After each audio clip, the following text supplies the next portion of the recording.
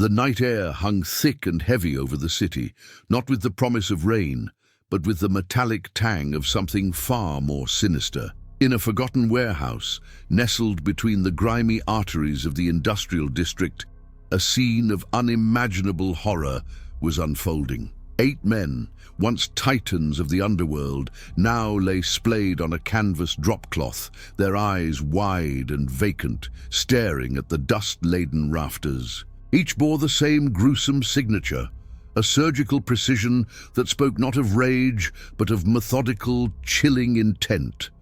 Their mouths were open, forming silent screams, forever locked in a tableau of ultimate agony. What remained of their manhood lay not beside them, but carefully placed on their chests, almost as a macabre trophy, a final, perverse statement. The authorities would later struggle to comprehend the scene, baffled by the lack of traditional motive, the absence of a struggle. Who had done this, and why? The whispers in the dark corners of the city would speak of a ghost, a legend born from a lifetime of silent suffering and a single brutal act of retribution. They would speak of Silas, a man once thought to be a simple soldier, a mute, a pawn. But Silas was no pawn. He was a finely honed instrument of vengeance, and this night he had finally played his deadly symphony. To understand how a man of such quiet demeanor could orchestrate such a gruesome act, how he could rise from the ashes of betrayal to inflict a punishment so utterly dehumanizing, we must go back, far back, to a world where loyalty was currency and betrayal a death sentence. We must delve into the shadowed alleys and smoke-filled rooms where a young Silas first learned the brutal arithmetic of the streets, and how a cruel lesson etched itself onto his very soul, waiting for the opportune moment to manifest as a storm of silent, surgical wrath. The year was 1928, and the Great Depression was merely a shadow on the horizon. But in the sprawling, grimy borough of Brooklyn, a different kind of scarcity reigned, the scarcity of mercy. Young Silas, barely a man, stood at the precipice of a life he never chose, a life dictated by the unforgiving hand of Giuseppe the Iron Fist Moretti, the undisputed don of the Moretti family. Giuseppe ruled with an almost medieval brutality, his edicts absolute, his punishments swift and often disproportionate.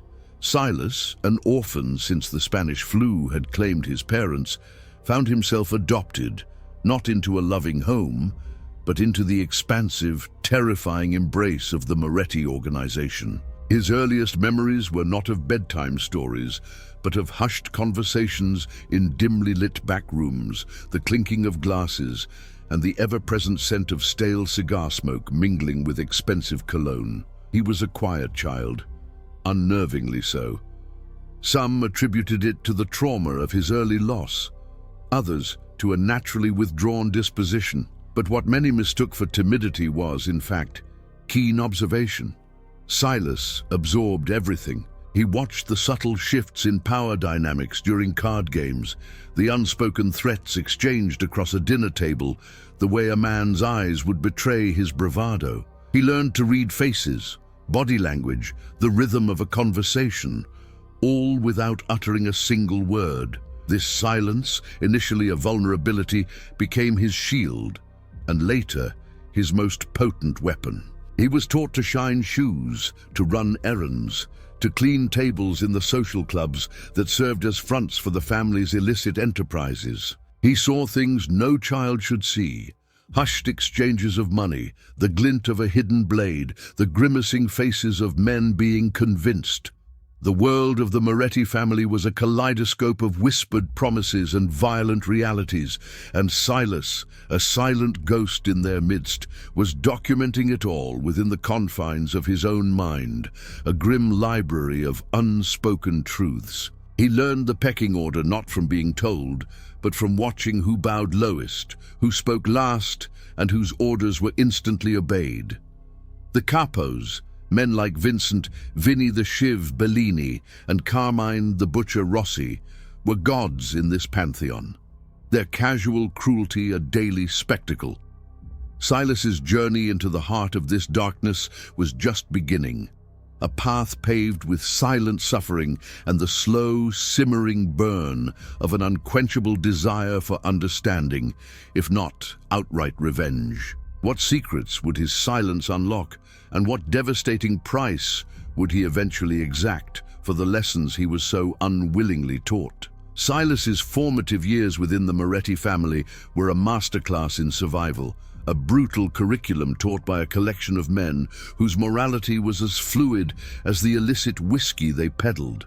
He became, by unspoken decree, the family's resident shadow. His quiet nature and the way he seemed to melt into the background meant he was often overlooked, a convenience that allowed him to witness events and conversations that were never meant for outsiders, let alone a mere errand boy. The Capos, men puffed up with their own importance, would often discuss their schemes and grievances in his presence, believing his silence indicated ignorance or, worse, simple-mindedness. This grave miscalculation would be their undoing. Silas's mind, far from dull, was a steel trap. He memorized names, dates, amounts, and most importantly, the intricate web of loyalties and betrayals that underpinned the Moretti Empire. He saw how power shifted, not always through brute force, but through subtle manipulations, through the judicious application of favors owed and debts collected. He understood the unwritten rules better than many who spoke them aloud. One evening, he watched as Capo Vinny Bellini, a man known for his quick temper and even quicker blade, meticulously plan a shakedown of a rival bakery. Vinny, oblivious to Silas's presence as he polished glasses behind the bar, outlined the exact timing, the number of men, even the precise words he would use to intimidate the baker. Silas, cleaning a nearby table, absorbed every detail. The next morning, as Vinny bragged about his successful negotiation, Silas knew the truth. He knew the fear in the baker's eyes, the quiet desperation. He saw the hypocrisy, the casual brutality that these men wielded not just against enemies, but against anyone who stood in their way. He learned that words were often just a smokescreen, that true intent lay in the actions, the glint in an eye, the subtle tensing of a jaw. He learned that trust was a rare commodity, and often a fatal one. He observed the casual disrespect shown to the women in their lives, the callous disregard for promises, the constant jockeying for position amongst the capos themselves. It was a world devoid of genuine affection, replaced instead by a cold, transactional loyalty that shifted with the winds of fortune. Silas, the silent observer, became a silent judge, meticulously building a mental ledger of grievances, a list of injustices that one day he knew he would be compelled to balance. He understood that his silence was not a weakness, but a cloak, allowing him to move unseen, to learn unimpeded. The Capos laughed at Silas the Mute, never realizing they were unwittingly revealing their darkest secrets to the one person who would remember them all, the one person who would one day use those very secrets to unravel their meticulously constructed lives. As Silas transitioned from boyhood to young adulthood, his quiet efficiency and unflappable demeanor began to attract a different kind of attention within the Moretti family. Don Moretti, a shrewd judge of character, despite his brutish tendencies, recognized a certain unyielding quality in the silent youth. Silas didn't question orders, he executed them with a precision that bordered on surgical. He was meticulous, observant, and crucially, he never gossiped. He was the perfect soldier, or so Giuseppe believed. At the age of 20, Silas was called into Don Moretti's opulent, if slightly gaudy, study. The air was thick with expensive cigar smoke and the scent of old leather. Giuseppe sat behind a massive mahogany desk, his heavy-lidded eyes scrutinizing Silas. Around him stood several capos, including the sneering Vinny Bellini and the hulking Carmine Rossi, men who had often used Silas for their trivial errands, never imagining him capable of anything more. Giuseppe, without preamble, spoke of loyalty, of family, of the sacred bonds that held their world together. He offered Silas the chance to become a made man, to take the oath of omertà, the code of silence and honor. It was an offer few could refuse, a gateway to protection, power, and a twisted sense of belonging. Silas, his face a mask of inscrutability, nodded. His silence was not born of fear, but of a deeply held, unspoken resolve. He placed his hand on the blood-soaked sacred image, repeated the words of the oath, words that pledged his life and his loyalty to the Moretti family above all else. But as the words left his lips, a different vow echoed in the silent chambers of his heart. This oath was not to Giuseppe nor to the Capos, who smirked knowingly in the background, but to himself. It was a vow to remember every slight, every casual cruelty, every instance of their casual disregard for human dignity, especially his own. He pledged to understand their weaknesses, their vulnerabilities, to observe the cracks in their seemingly impenetrable armor. From that moment, Silas was no longer merely a silent observer. He was an embedded operative, collecting intelligence, biding his time. He became an enigma even to those who believed they knew him. He would run errands, deliver messages, and even participate in collections with a quiet competence that earned him a grudging respect. He was often the first one called upon for tasks requiring discretion, his muteness perceived as an asset, a guarantee against loose lips. Yet the Capos, in their arrogance, continued to treat him as a lesser being, a tool to be used and discarded. They never truly saw him, never bothered to peer beyond the placid surface of his silent exterior. They used him to carry their burdens, to clean up their messes, and in increasingly humiliating ways, to satisfy their depraved whims. Little did they know, with each casual indignity, with each sneer and every demeaning task, they were unknowingly sharpening the very blade that would one day carve their names into the darkest annals of the underworld.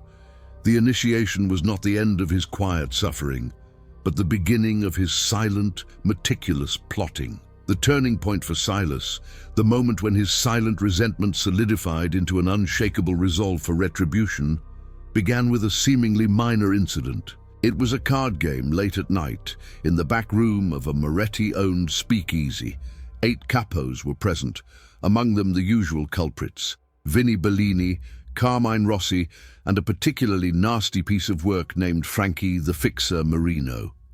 Silas, as always, was serving drinks, collecting empty glasses, a phantom presence in the smoke-filled room. The stakes were high, the whiskey flowing freely, and tempers fraying. Frankie Marino, known for his cunning and his vicious streak, was having a particularly bad night. He accused another capo, Marco the Shadow Lombardi, of cheating, a grave insult in their world. Words escalated, and soon a knife flashed.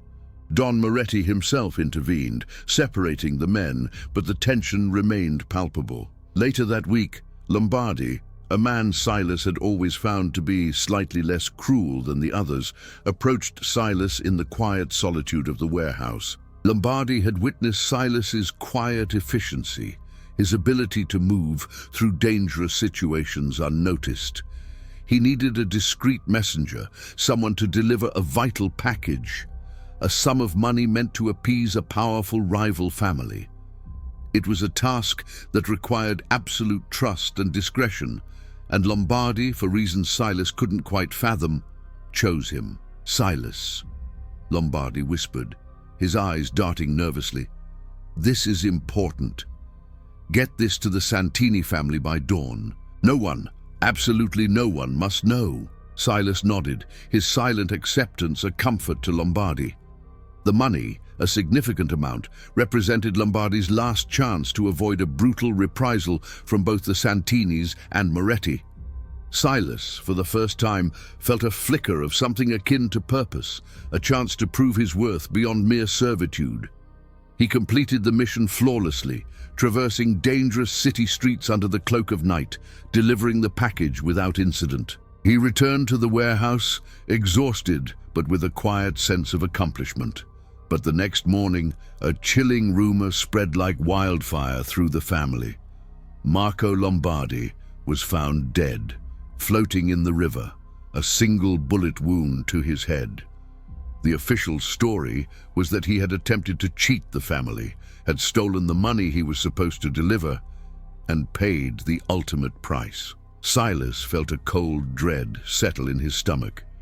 He knew the truth. He had delivered the money. Lombardi hadn't stolen anything.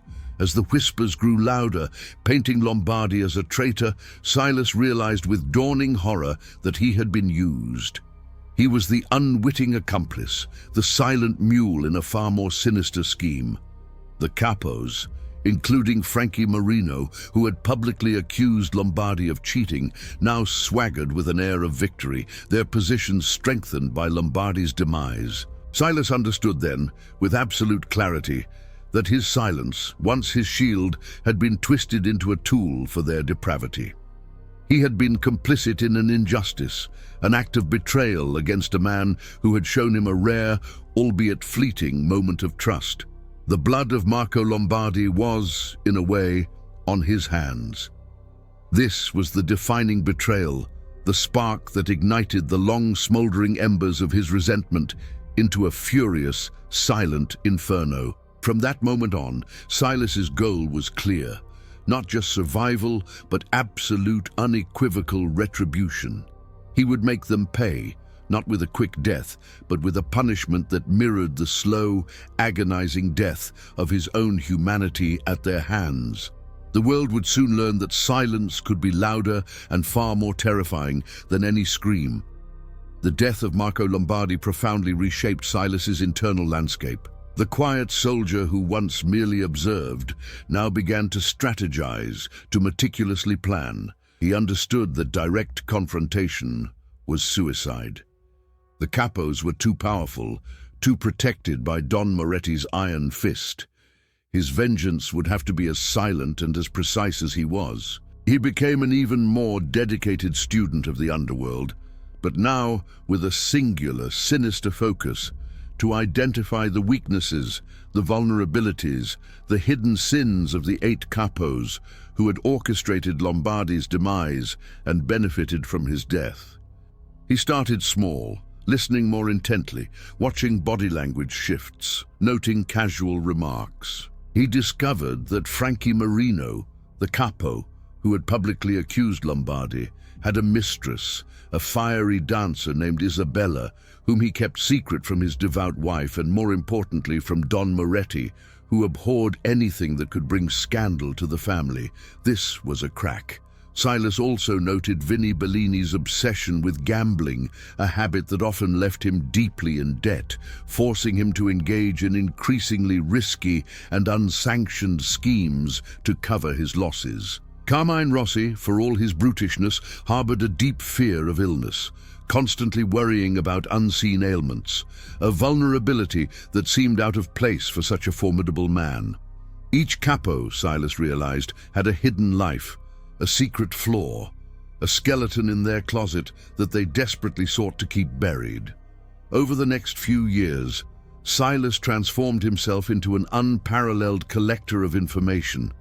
He found ways to be present in critical moments without drawing suspicion. When Capos met in whispered conversations in the back of the social club, Silas would be cleaning glasses, his back to them, his ears acutely tuned. When ledgers were left open for a moment too long, Silas's eidetic memory would absorb the figures, the discrepancies, the hidden accounts. He learned to subtly plant himself in situations where valuable intelligence could be gleaned. He noticed how often the Capos would meet at a particular discreet restaurant on the edge of the Italian quarter, their preferred haunt for clandestine discussions. He started to make sure he was always nearby, perhaps delivering a package to a neighboring shop, lingering just long enough to catch fragments of conversations, the tone of a voice, a significant gesture. He even developed a crude system of shorthand, jotting down cryptic notes on scraps of paper, hiding them in the sole of his worn-out shoe. These notes were more than just observations. They were pieces of a puzzle, forming a damning mosaic of corruption, infidelity, embezzlement, and petty power plays. He learned which rival families the Capos secretly dealt with, which illicit ventures they ran behind Moretti's back, and the precise nature of the grudges they held against each other. He was building a comprehensive dossier, a silent weapon forged from their own arrogance and his unwavering patience. He understood that their downfall wouldn't come from an outside force, but from their own internal rot, painstakingly exposed. He was becoming the architect of their demise, and his blueprints were drawn in the shadows of their collective deceit. What would he do with this arsenal of secrets, and how would he unleash it to ensure a truly unforgettable and agonizing reckoning? With his mental ledger overflowing with their darkest secrets, Silas began the intricate process of subtly turning the Capos against each other, planting seeds of doubt and suspicion where trust once, however tenuously, resided. He understood that he couldn't directly accuse anyone. His silence would be misinterpreted, his motives questioned. Instead, he became a master of indirect manipulation, a ghost whispering suspicions into the ears of unsuspecting victims. His first target was the relationship between Vinnie Bellini and Frankie Marino. Silas knew that Bellini harbored a deep resentment towards Marino, believing Marino had unfairly gained favor with Don Moretti. Silas also knew about Marino's secret mistress, Isabella. One afternoon, while delivering a case of whiskey to Bellini's club, Silas accidentally left a small, ornate handkerchief on Bellini's private desk. A handkerchief he had subtly acquired from Isabella's apartment during a delivery for Marino. The handkerchief bore a faint, distinctive perfume. Later, when Bellini inquired about it, Silas, with a shrug and a feigned look of confusion, silently pointed in the general direction of Marino's usual haunts. He said nothing, but his gesture, combined with the lingering scent, was enough. Bellini, a notoriously jealous and suspicious man, immediately made the connection. He started watching Marino, noticing his unexplained absences, his furtive glances. The seed was planted. Next, Silas turned his attention to Carmine Rossi, the hulking capo who feared illness. Silas, having observed Rossi's hypochondria, began subtly placing medical pamphlets, seemingly forgotten, in places Rossi frequented. A pamphlet about obscure tropical diseases near Rossi's usual chair in the social club. A newspaper clipping about a rare contagion left open on a table Rossi was expected to use. He even started accidentally coughing faintly whenever he was near Rossi, making sure to quickly suppress it as if hiding a debilitating illness. Rossi, already paranoid, began to scrutinize his own health more intensely, attributing every minor ache and sniffle to a deadly disease. His anxiety grew, making him less focused, more irritable, and prone to snapping at his subordinates, further eroding his authority. Silas understood that the best way to destroy an enemy was to make them destroy themselves, to amplify their existing flaws until they became self-destructive. He used their own vices, their own insecurities, their own hidden weaknesses as weapons. He would overhear conversations between rival capos about a shipment of contraband, then accidentally leave a map with a subtly altered route on a different capo's desk, ensuring the shipment would be intercepted. He became a silent puppeteer, pulling invisible strings, watching with dispassionate eyes as the capos began to snarl and snap at each other, their once solid alliances fracturing under the weight of engineered mistrust. The tension in the family grew palpable, a silent storm brewing beneath the surface, meticulously orchestrated by the very man they all believed to be nothing more than a docile, mute servant. The capos, blinded by their own self-importance, continued to use Silas, never once suspecting that every favor asked, every order given, was merely another piece in the elaborate puzzle of their own impending ruin. As the meticulously planted seeds of doubt began to germinate, the atmosphere within the Moretti family grew increasingly toxic. The casual cruelty that had always been a hallmark of their interactions now sharpened into open hostility, fueled by the suspicions Silas had so carefully cultivated. The Capos, once a relatively cohesive unit under Don Moretti's iron fist, were now fractured, each man convinced that his peers were conspiring against him. The animosity between Vinnie Bellini and Frankie Marino, for example, escalated dramatically. Bellini, convinced of Marino's infidelity and believing it was deliberately flaunted to disrespect him, began to sabotage Marino's rackets. A gambling house that Marino oversaw suddenly found itself facing unexpected police raids, the result of anonymous tips subtly placed by Silas, who understood the timing and methods of police patrols. Marino, in retaliation, started spreading rumors about Bellini's mounting gambling debts, hinting at his unreliability and lack of judgment to other family members. The whispered accusations and veiled threats created an almost unbearable tension whenever they were in the same room. Don Moretti, sensing the unrest, tried to assert his authority, calling meetings, demanding loyalty, but even his formidable presence couldn't quell the storm. The paranoia Silas had fostered in Carmine Rossi also bore bitter fruit. Rossi, convinced he was suffering from a rare, debilitating illness, became erratic. He began to distrust his own men, believing they were conspiring to depose him while he was weak.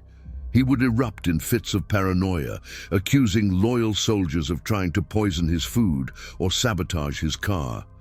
His crew, once fiercely loyal, grew resentful and fearful, their efficiency plummeting. Silas would often discover small, seemingly innocuous items, an empty vial of obscure medicine in Rossi's car, a book on rare diseases left open on his desk, further feeding Rossi's delusions. The Capos began to bicker openly during family meetings, their discussions devolving into thinly veiled accusations.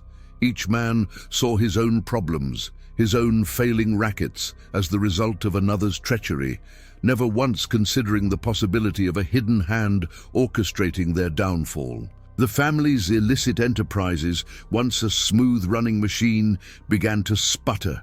Collections were missed, protection rackets faltered, and rival families began to sense the internal weakness, circling like vultures. Silas watched it all with a detached intensity, his placid face betraying none of the calculated glee he felt internally. He was present in all these moments of escalating conflict, observing the precise words that tipped a conversation into an argument, the specific gesture that cemented a suspicion.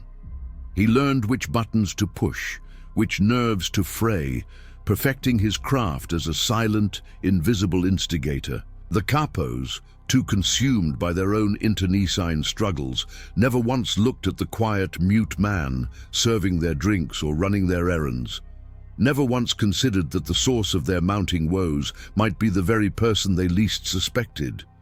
They were so busy fighting each other that they failed to see the true enemy, the one who was methodically tightening the noose around all their necks. The internal strife within the Moretti family reached a fever pitch, culminating in a violent power play that threatened to expose Silas's meticulous machinations. The culmination of his subtle manipulations saw Vinnie Bellini and Frankie Marino erupt into a full-blown street war over a disputed territory. Gunfire erupted in the usually quiet Italian quarter. Innocent bystanders were caught in the crossfire, and the police, usually paid off, were forced to intervene with unusual aggression, leading to several arrests and significant financial losses for the family. Don Moretti, enraged by the public spectacle and the unprecedented attention from law enforcement, called for a meeting, a tribunal in his fortified mansion. All the Capos were present, their faces grim, their eyes still holding suspicion for one another. Silas, as always, was present, serving coffee, his movements fluid and silent. During the heated accusations, Frankie Marino, cornered and desperate, suddenly pointed a finger at Silas. "It's him, he's the one, he's always there, always watching, he knows everything." The accusation hung in the air, a sudden, unexpected twist. Marino, perhaps in a fit of paranoia, or perhaps having witnessed Silas in a particularly compromising moment, had somehow intuited the silent man's insidious role. A collective gasp rippled through the room. Don Moretti's gaze, usually dismissive of Silas, now pierced him with an unnerving intensity. The Capos, momentarily united in their shock, stared at Silas, their expressions a mix of confusion and dawning horror. For a fleeting moment, Silas felt a jolt of genuine fear. His years of silent observation, his carefully constructed plan, threatened to unravel in a single devastating accusation. He was a silent man, unable to defend himself verbally, and in their world, silence could easily be misconstrued as guilt. Don Moretti, his voice a low growl, demanded, "Is this true, Silas? Are you a rat?" The accusation hit Silas like a physical blow. A rat in their world was worse than a murderer, a betrayer of sacred trust. He felt the weight of their combined suspicion, the cold realization that he was truly alone, utterly vulnerable. He was surrounded by men who had long subjected him to their cruelty, and now they saw him as the ultimate enemy. The glint in Vinnie Bellini's eye, the sneer on Carmine Rossi's face, they all seemed to confirm his impending doom. This was the all is lost moment, the precipice of his carefully constructed plan. He had pushed them too far, and now they were closing in. He looked at each of the Capos, their faces etched with newfound suspicion, and then his gaze settled on Don Moretti. He knew he had to act, not with words, but with a calculated, desperate gambit, a twist so audacious it would either save him or condemn him to a fate far worse than death. The air crackled with tension, the silence in the room more deafening than any explosion. How could a mute man defend himself against such a damning accusation? And what desperate measure would he take to turn the tables on his accusers, securing not only his freedom, but the ultimate triumph of his long-planned vengeance? In that suffocating silence, under the piercing gaze of Don Moretti and the accusatory stares of the Capos, Silas knew his life hung by a thread. He couldn't speak, but he could act. He drew upon every observation he had ever made, every subtle nuance of their psychological weaknesses. With a visible tremor, he lowered his head, a gesture of profound shame and fear. He then, slowly, deliberately, reached into his jacket pocket and pulled out a small leather-bound notebook, the very one he had been using to meticulously document their illicit activities. Don Moretti's eyes narrowed, intrigued. The Capos shifted, a ripple of unease passing through them. Silas, with a hand that seemed to shake uncontrollably, laid the notebook on the polished table, pushing it slowly towards Don Moretti. He then raised his head, his eyes, usually placid, now wide with a convincing blend of terror and desperate sincerity. He pointed not at Marino, but at the notebook, then made a frantic, almost pleading gesture towards Don Moretti, indicating that the book contained crucial information that would prove his loyalty and, more importantly, expose the real traitors. The gambit was audacious, a calculated risk. He was banking on Don Moretti's inherent paranoia and his desire to maintain absolute control. He knew that Don valued information above almost anything else. Don Moretti, his curiosity piqued, opened the notebook.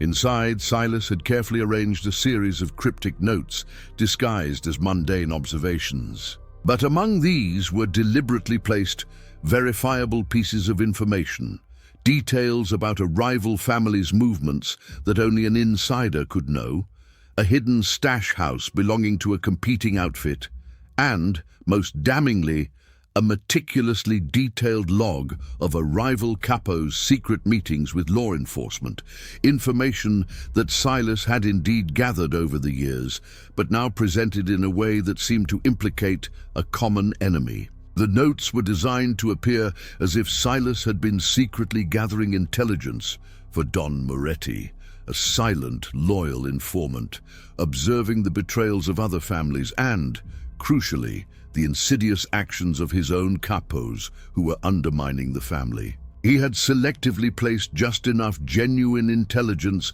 about external threats and internal disloyalty, not their personal failings, but their professional betrayals of the family, to make the notebook appear legitimate, a testament to his loyalty.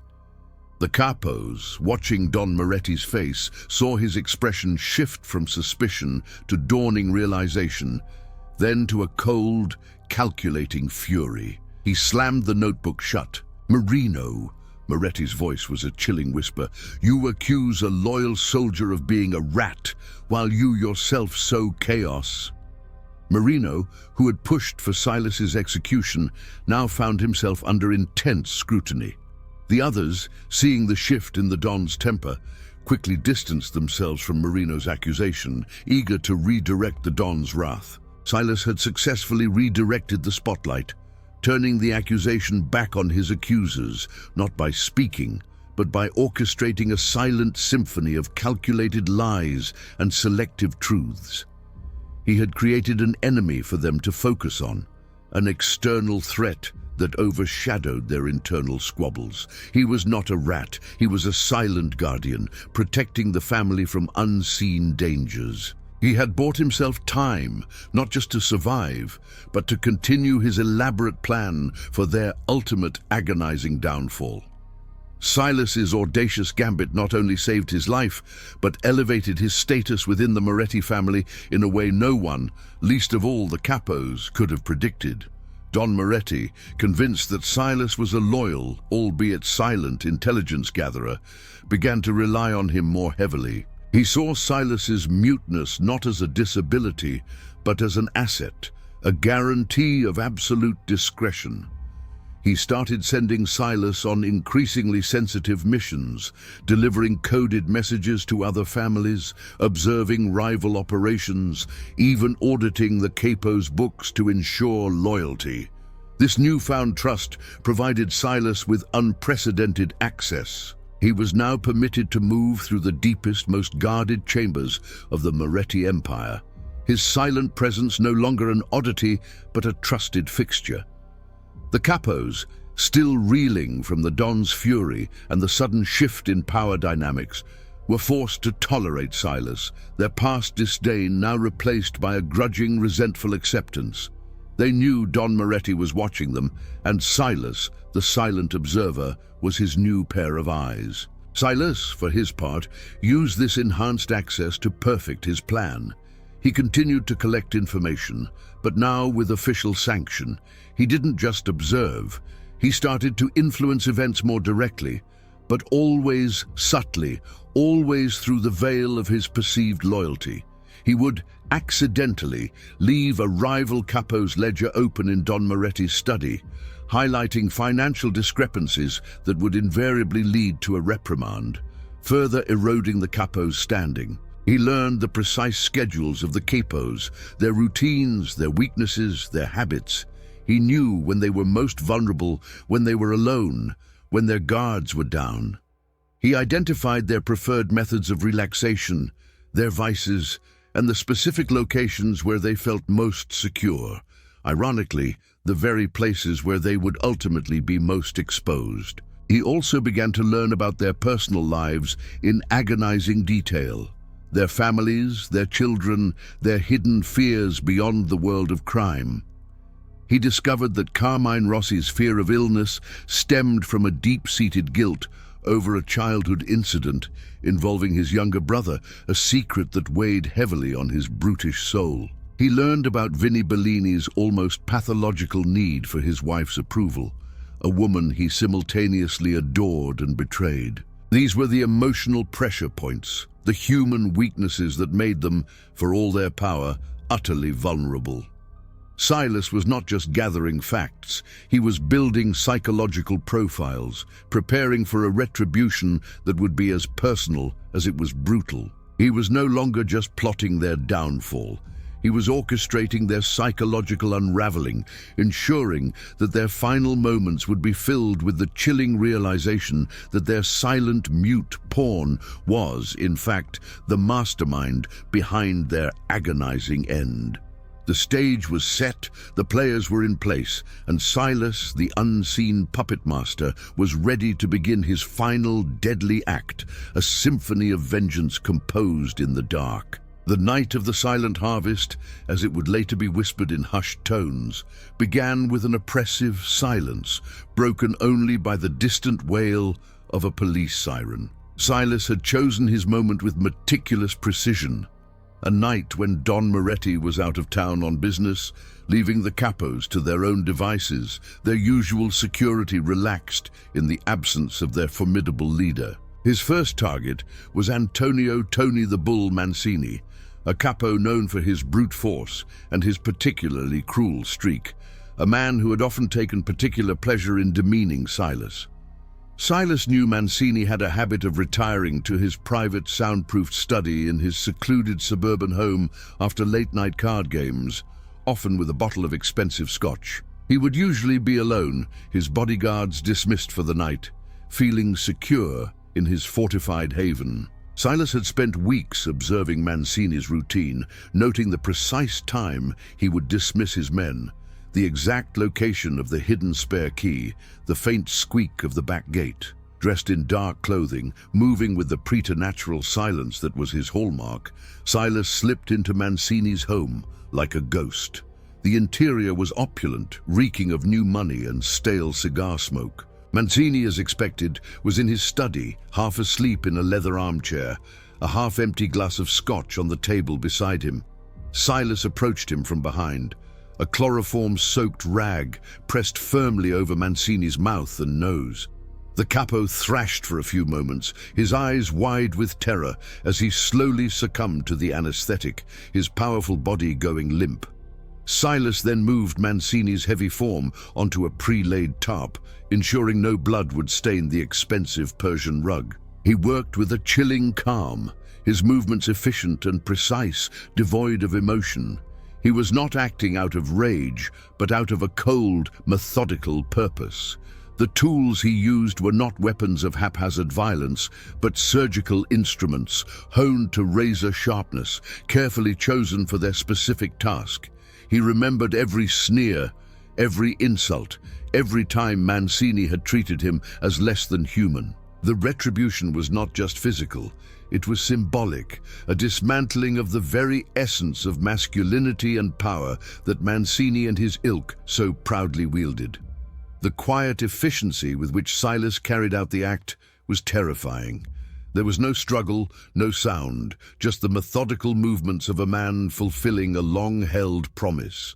When he was finished, Mancini's eyes were still open, reflecting the dim light of the study, a silent testament to the horror he had endured. Silas meticulously cleaned up, leaving no trace of his presence, only the gruesome evidence of his chilling handiwork. He knew that the discovery of Mancini would send shockwaves through the family, a cold dread creeping into the hearts of the other capos. They would begin to suspect, to fear, to realize that an unseen force was at play, a force that knew their every secret, their every vulnerability. The hunt had begun, and the hunters were now the hunted. Who would be next? And what message of unspeakable terror would Silas send with each successive silent harvest? The discovery of Antonio Mancini's mutilated body sent a visceral shockwave through the Moretti family, far more profound than any gangland slaying. The sheer brutality, the surgical precision, and the deeply personal nature of the disfigurement spoke of a terror beyond typical mob violence. It was not a warning, it was a statement, a slow, agonizing promise of what was to come.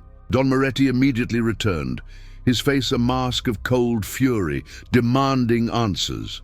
But the capos, usually quick to accuse each other, were now gripped by a suffocating paranoia. They looked at each other with fresh suspicion, but also with a dawning, unspoken terror.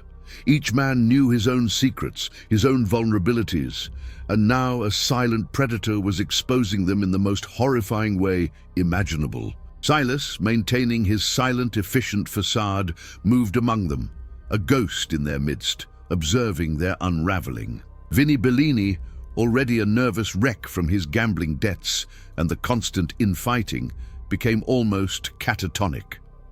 He started carrying multiple weapons, refused to eat food prepared by anyone else, and slept with one eye open, convinced that every shadow harbored an enemy. He began to accuse his own bodyguards of conspiring against him, leading to violent confrontations and further isolating himself. Carmine Rossi's hypochondria escalated into full-blown psychosis. He became convinced that the assailant was targeting him with unseen poisons, meticulously inspecting every surface, every utensil, every breath of air for contamination. He stopped attending meetings, retreating into his heavily guarded home, becoming a prisoner of his own paranoia. Frankie Marino, the one who had accused Silas, now looked at the mute man with a mixture of terror and grudging respect, a horrifying realization dawning on him. He remembered his words during the Don's tribunal, and the chilling implications now settled deep in his bones. The Capos, once swaggering and confident, were reduced to terrified, squabbling children. They reinforced their personal security, transforming their homes into fortresses, but the fear was internal, a gnawing dread that no amount of steel or armed men could repel. They knew the assailant had infiltrated Mancini's highly secured residence. If Mancini wasn't safe, who was? Silas meticulously orchestrated the next wave of retribution. He would leave subtle, personalized reminders of their past transgressions at their homes or offices. A betting slip from an old, undisclosed gambling loss for Bellini, a forgotten, ornate locket belonging to Isabella, Marino's mistress, left on his desk. An old, faded photograph of Rossi's deceased younger brother, an impossible artifact that spoke volumes of his hidden guilt. Each item was a psychological weapon, a silent message that said, "I know your deepest secrets. I am coming for you." The Capos, already at the breaking point, plunged deeper into their personal hells, their minds fracturing under the weight of unrelenting fear. They realized that their tormentor knew them intimately, knew their pasts, their present lies, and their deepest, darkest fears. They were trapped in a psychological cage, relentlessly taunted by an unseen, unheard enemy who seemed to know their every thought. The terror was not just of death, but of what came before it. The slow, agonizing descent into madness, orchestrated by the silent man they had so carelessly abused. The Capos, driven to the brink of madness by Silas's relentless psychological warfare and the gruesome fate of their peers, became increasingly reckless and paranoid. Their internal strife, once simmering, now exploded into outright warfare. 3 more Capos met the same chilling fate as Mancini, their gruesome discoveries fueling the hysteria. Each discovery was accompanied by a subtle, personalized clue left by Silas, a symbolic echo of their specific cruelties or hidden vices, designed to deepen the paranoia of the remaining targets. The Moretti family was in chaos, its power rapidly eroding as rival families moved in to exploit the weakness. Don Moretti, his authority crumbling, desperately tried to reassert control, but his men were too consumed by fear and distrust. Silas had meticulously planned this final phase, the crescendo of his bloody symphony. He knew the remaining 5 Capos would be in a heightened state of alert, desperate and dangerous. He chose his final location with cunning foresight, the abandoned warehouse in the industrial district, a place the Capos often used for their illicit meetings, believing its derelict appearance made it a safe, inconspicuous rendezvous point. It was a place Silas knew intimately, having spent countless hours there on errands, mapping every shadow, every hidden corner. He had prepared the warehouse beforehand, meticulously setting his traps, ensuring every exit was accounted for, every vantage point utilized. He lured the remaining 5 capos there under the pretense of a crucial, clandestine meeting called by Don Moretti himself, a fabricated message delivered through a loyal but unsuspecting soldier. The capos, desperate for answers and a solution to the nightmare, arrived, heavily armed and agitated. They gathered in the center of the vast, echoing space, their eyes darting nervously at every shadow. As they began to argue, blaming each other for their collective downfall, Silas made his move. He didn't use a gun or a knife in an upfront attack.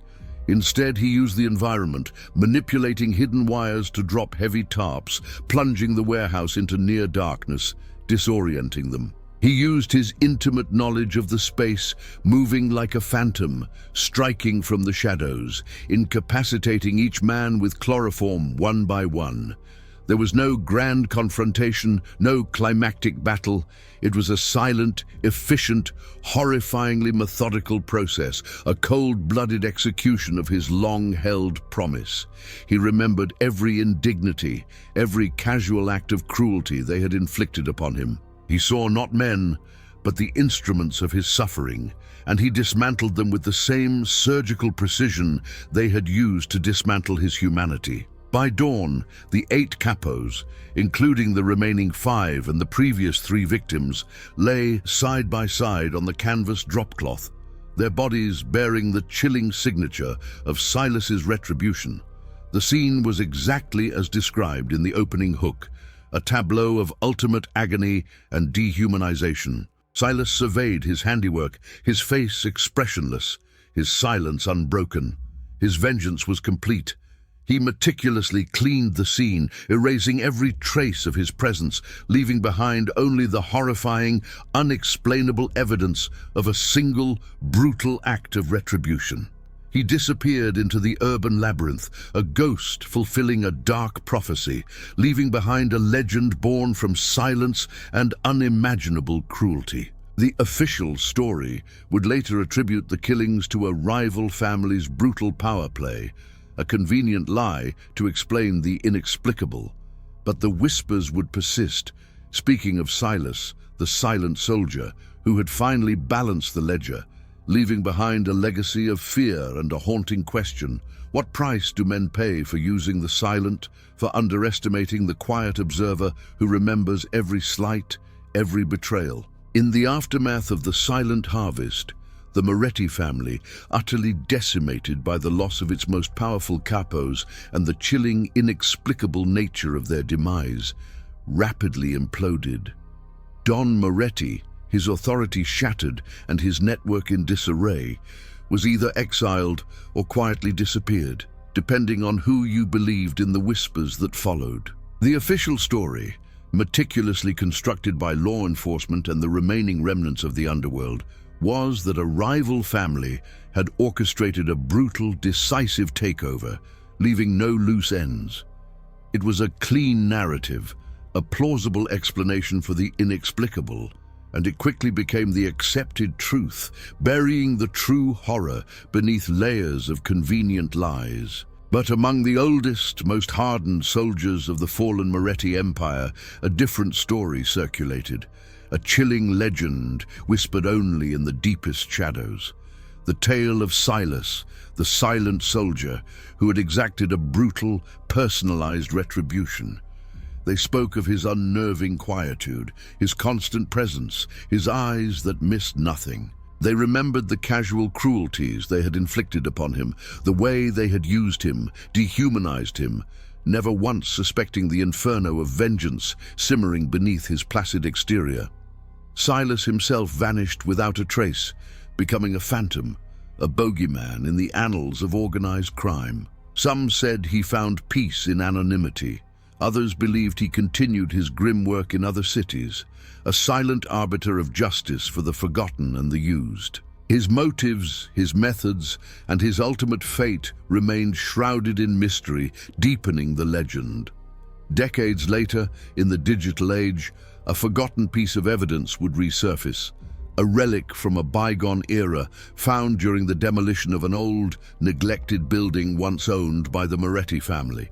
It was a small, crudely carved wooden box, hidden beneath a loose floorboard in what was once Silas's cramped living quarters. Inside, meticulously preserved, lay a collection of items, a faded, detailed drawing of the abandoned warehouse where the final massacre occurred, every corner and vantage point marked with chilling precision, several small, carefully sharpened surgical instruments wrapped in oilcloth, and most chillingly, a series of cryptic, almost poetic, handwritten notes. These notes, scrawled in an elegant, almost scholarly hand, outlined the psychological weaknesses, the hidden vices, and the personal insecurities of each of the 8 deceased capos. One note, haunting in its simplicity, read, "They spoke with arrogance, but their hearts whispered fear. I merely amplified the echoes." Another stated, "They carved their cruelty onto my silence. I returned the favor with interest." The discovery of this box, its contents authenticated by modern forensics, provided a chilling, undeniable glimpse into the mind of Silas, confirming the legend. It proved that the massacre was not a random act of gang violence, but a meticulously planned, deeply personal act of vengeance, orchestrated by a silent man who had remembered every slight, every betrayal. It left a haunting question for modern criminologists and true crime enthusiasts alike. How many silent observers walk among us, their placid exteriors concealing a meticulous, calculating mind, capable of orchestrating the most elaborate and terrifying acts of retribution? And what other forgotten stories lie buried beneath the convenient truths, waiting for a piece of evidence, a whisper from the past, to finally reveal the silent, terrifying justice of the used? The shadows of the past still hold their secrets, and Silas, the silent soldier, remains their most chilling embodiment.